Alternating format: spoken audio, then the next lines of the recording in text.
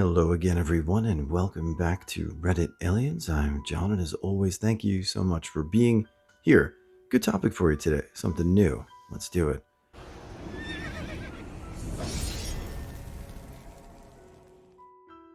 Farmers of Reddit, what's the strangest or creepiest thing that you've ever experienced while out in your fields? Please remember to like, share, and subscribe. The scariest thing was I was on my way home from being out of town one night, and my dad called and asked if I could shut some irrigation valves off. Basically, like shutting off a water faucet at the start of each row. Usually, we ran like 20 to 30 at a time. I didn't have a flashlight, so I just pulled my pickup to the first valve and shut them off by the light from the headlights. I get about halfway down when it goes kinda dark, and I whip around to notice something tall enough to reach the headlights, completely blocked out the passenger side light, and just as I caught it crossed over to block the driver's side light before moving along, like 3 seconds in all, and never made a sound. I talked myself into believing it a coyote. Most unnerving thing was actually in broad daylight, planting trees with my dad. We farm along a river, and a group of stray dogs were attacking something in the water at a distance. We've had our dogs attacked a few times, and my mom falls to pieces each time, so it caught my attention pretty quick, thinking it might be one of our dogs being drowned. I banged on the side of the truck and yelled at my dad to reverse up the riverbank, which we did. I get close enough to throw a decent sized rock at the dogs, which eventually causes them to scatter. The poor dog getting attacked kind of struggled over to the bank opposite of me and jumps out about 10 feet away. And it's not a dog I've ever seen. It rises out of the water and partially stumbles into the bush before pausing and looking back at me. It's completely hairless, about chest height, almost like a dog with mange or something, but it has very spindly, undog like legs like a deer, somewhat of a dog's head, but the proportions were all slightly off, like it had a big rectangular snout, much too block shaped for a dog, big ears that stood straight up like an alert dog, but just a little too big to look natural. It stumbled into some thicker brush, and I jumped back into the truck, and my dad and I both just kinda said, "What the was that?" He got onto a big chupacabra kick for like 2 months after that, which I admit some of the depictions do kinda look like what I saw. But really, I still have no idea what it was. I think something just sick and mangy enough I couldn't quite recognize it. I'm not a farmer, but I grew up right next to a farmer and their fields. My brother and I used to go in the field when the corn stalks got nice and high so we could have our own little adventure. My mom always thought we were at the park about a block away, so she would not have condoned that. One time, walking through the fields, we started hearing a strange mechanical sound but couldn't figure it out. My brother put me on his shoulders and saw a combine not too far away, quickly getting closer. I couldn't remember the word for it at the time, so I told my brother we had to go. The big harvest tractor is coming. My plan was to run straight back to the edge of the field, but my brother pulled me to the side so we weren't in its path. I wasn't scared at the time, but looking back, we could have easily been run over if we hadn't been paying attention. Not that exciting, but I have something. My family always had cattle growing up. We ran them in different lots depending on how many we had and what land we were leasing, but they were typically in wooded pastures down the main road from our house in either direction. One small pasture where we ran cattle was up against an 80-acre lot that was heavily wooden, undeveloped, no roads, no trails, nothing. And this ran up against Corps of Engineers land. Anyway, it was often enough that we'd be tending to the cattle there in some way, and they'd be spooked by something in the woods. They'd put a good space between themselves and the fence line, and stand in a rough line staring at the woods. This would have been during the day or in the evening, and we'd most often be on a tractor loading feeders, so making a ton of noise. Whatever was scaring the cattle wasn't intimidated by us at all. We didn't talk about it, but it seemed odd, even when I was a kid, and I hated when it would happen.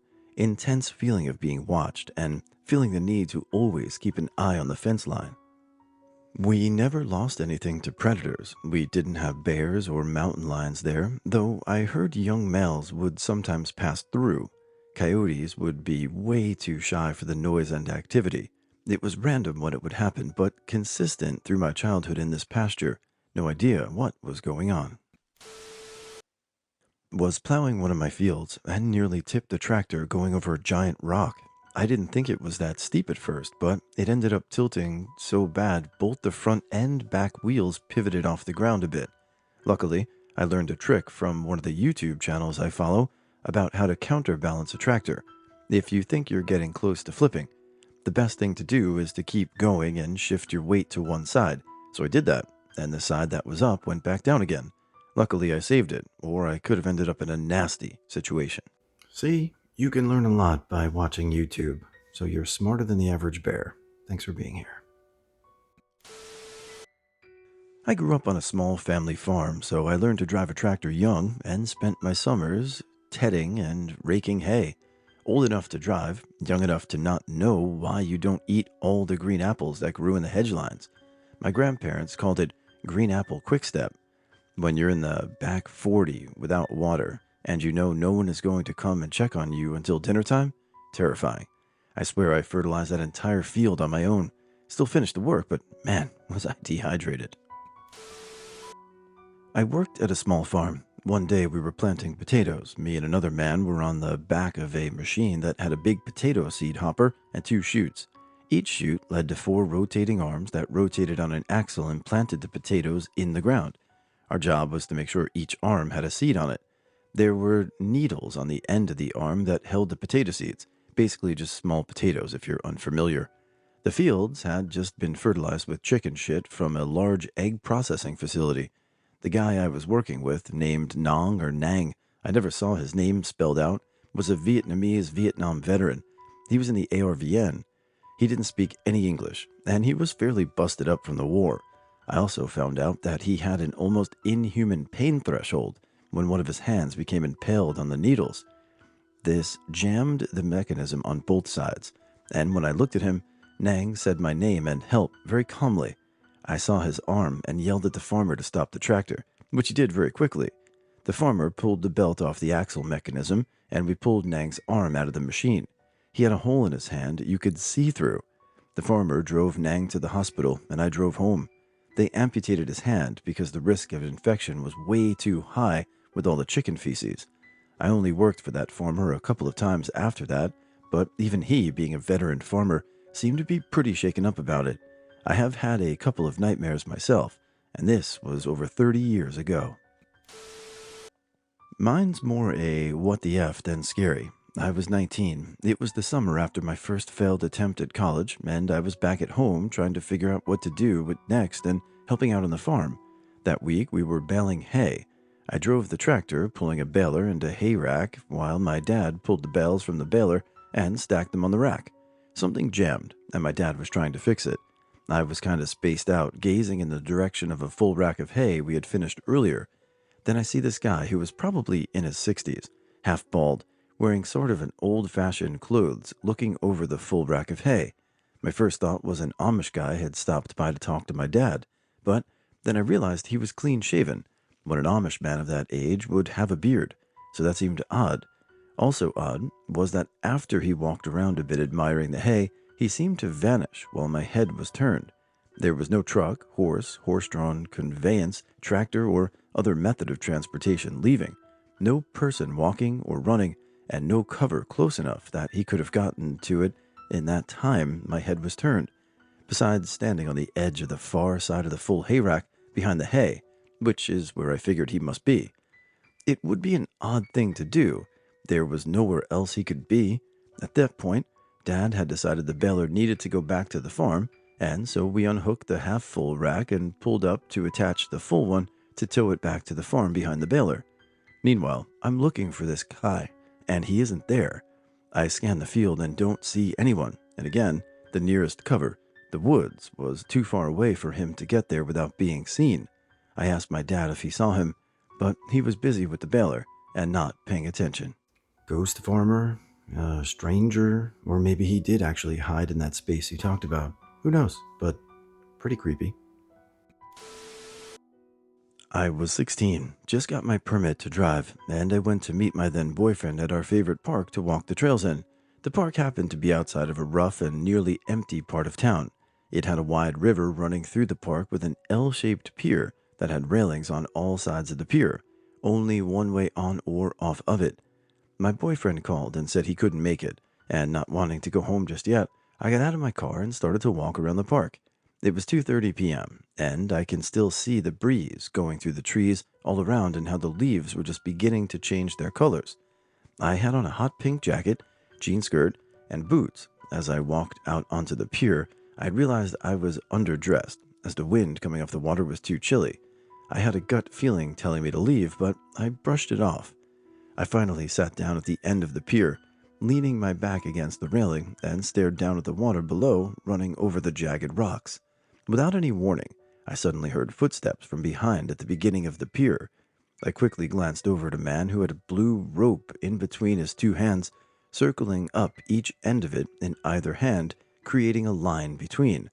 As my brain was putting that piece of information together, he said, "What are you doing out here all alone?" I couldn't think of anything to say, but I stood up and then saw he was dragging along a medium-sized black and white fuzzy dog that was tied in a makeshift collar or leash to another piece of rope that was looped around the man's upper arm. "You're too pretty to be sitting out here by yourself." He walked towards me with a smirk on his face, looking down at the rope. He was roughly 10 feet away. Again, there was only one way on and off the pier, and I would have to run by him to escape, which didn't seem to be an option. The only other way was to jump off the pier, but with the rushing water and rocks below, that didn't seem like a viable option either. In that moment, my stomach sank completely. The hair on my arms and neck stood at attention, and still do to this day when I think about this. The fear, dread, and panic were overwhelming in my chest.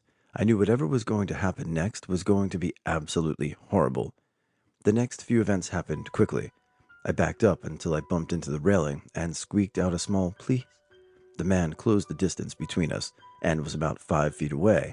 As I balled my fist up to at least put some semblance of a fight, suddenly the dog planted his feet and started growling ferociously. The man pulled on the makeshift leash to get the dog to come on, but the dog turned to go the other way, still growling. This distracted the man for a brief moment, and he turned, kicked the dog, then turned his gaze back onto me.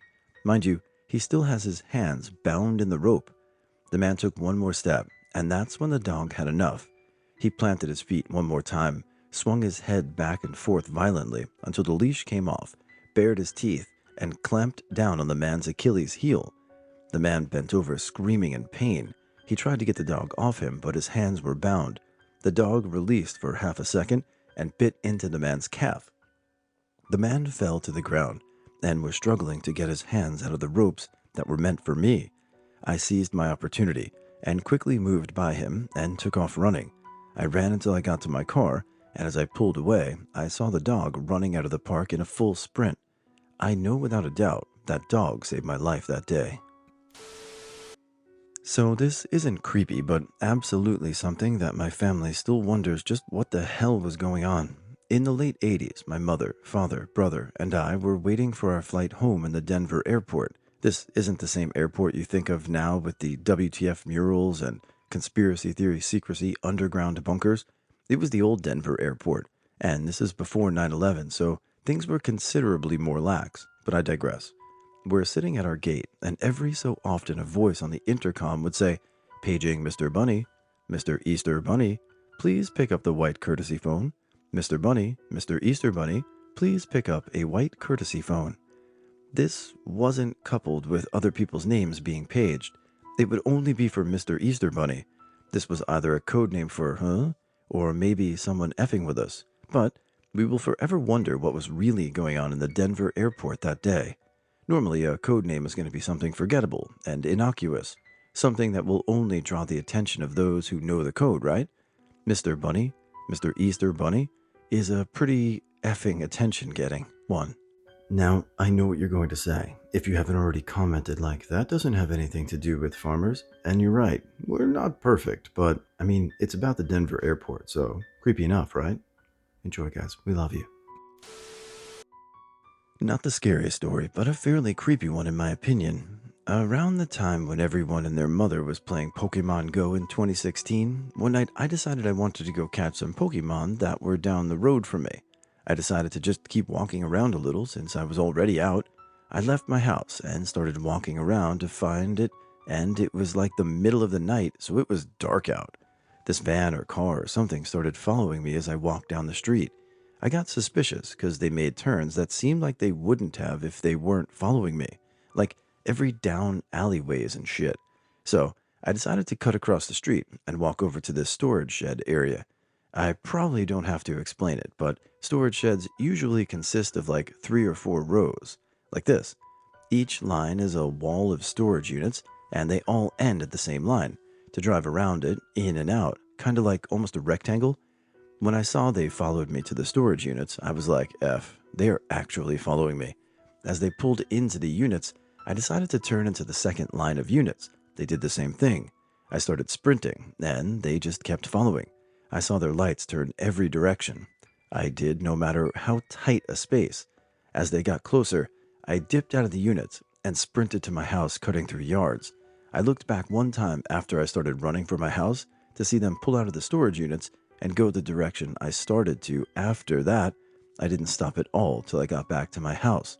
I was 16, probably creepiest story of my life. I, 23 female, was at Disney with my family when I was 5 years old. I remember being in this huge auditorium of sorts with tons of people around. I got separated from my parents and a man grabbed my arm strongly and wouldn't let go. He was not trying to be heroic and help a lost child. I genuinely believe he was trying to kidnap me. I kept pulling my arm away as hard as I could, and for some reason, he let go, and I ended up finding my parents. I was so afraid and embarrassed that it took me 15 years to tell them this happened.